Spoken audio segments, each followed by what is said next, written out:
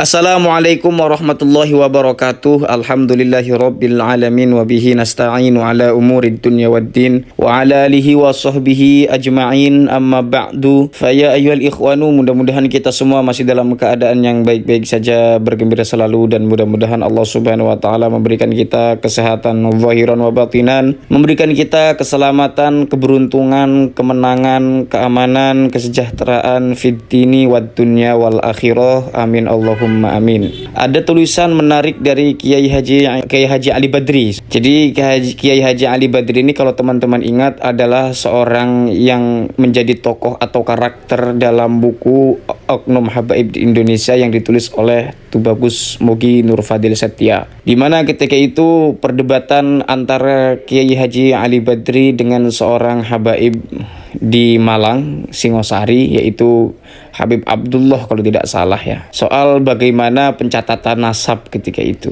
Dan di mana perdebatan sangat menarik di sana, teman-teman bisa melihat tentang bagaimana perdebatan atau diskusinya di buku Oknum Habaib di Indonesia yang ditulis oleh Tubagus Mogi. Dulu pernah saya angkat beberapa kali, dan di cerita itu pun menarik ya, dimana Kiai Haji Ali Badri pada akhirnya pun dipersekusi. Tapi bukan persekusi kriminal ya, walaupun kita katakan persekusi itu kriminal itu sendiri, artinya tidak terlalu keras begitu.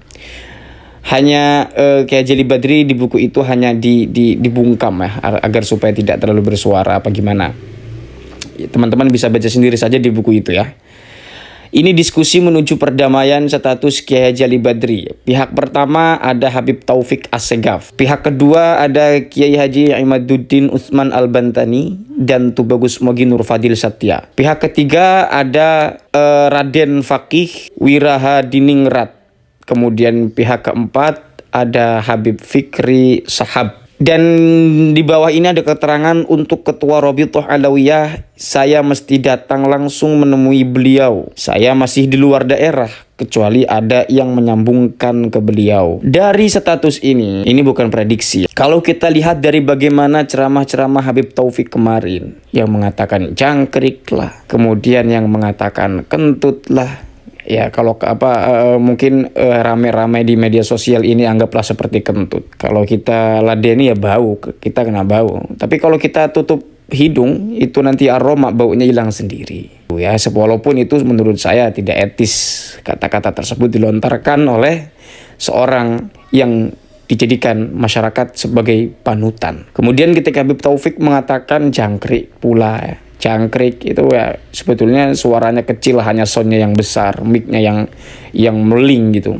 Walaupun kita mesti katakan walaupun jangkriknya kecil, kalau memang soundnya besar dan bunyinya bising ya itu mengganggu juga. Ya, artinya ya perlu ditanggapi. Nggak perlu bukan malah mengatakan dibiarkan begitu saja, begitu ya.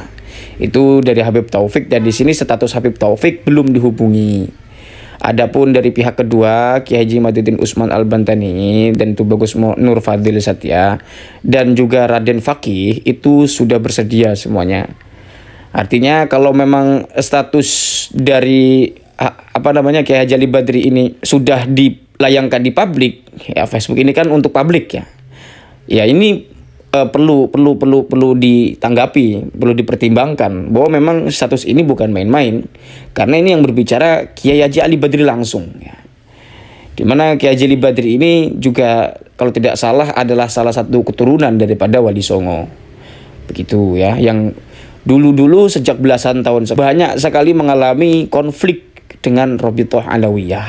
Harapan netizen mudah-mudahan ini segera terjadi diskusi tersebut. Diskusi yang dicita-citakan atau yang diinginkan oleh Kiai Haji Ali Badri dalam status ini. Sebetulnya ini bukan keinginan Kiai Haji Ali Badri saja. Semua netizen mesti menginginkan ini segera terjadi diskusi. Jika netizen bertanya, di manakah Kiai Haji Ali Badri berpihak, tentu jawabannya adalah bahwa Kiai Haji Ali Badri tidak memihak kepada siapapun.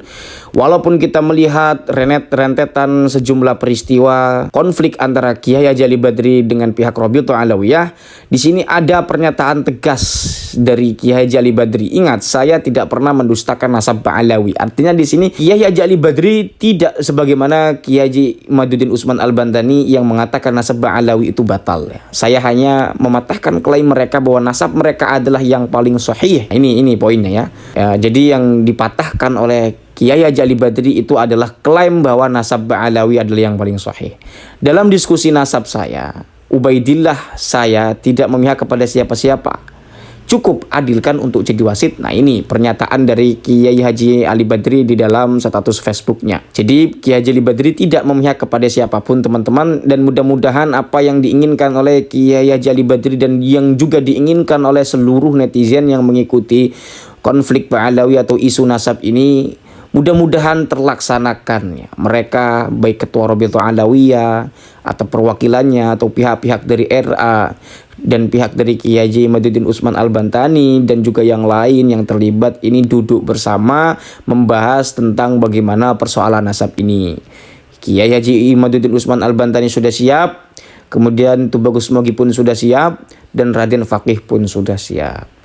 Nah itu ya, jadi yang belum dihubungi adalah dari Ketua Rabithah Alawiyah dan juga dari siapa tadi, Habib Fikri belum dihubungi. Mudah-mudahan sudah terhubung hari ini, dan kita tunggu nanti bagaimana informasi terkini atau terbarunya. Lantas kemudian apakah diskusi ini bisa saja tidak terjadi? Ya mungkin, kemungkinan itu sama. Ya, artinya kemungkinan antara terjadi atau tidaknya sama-sama memungkinkan.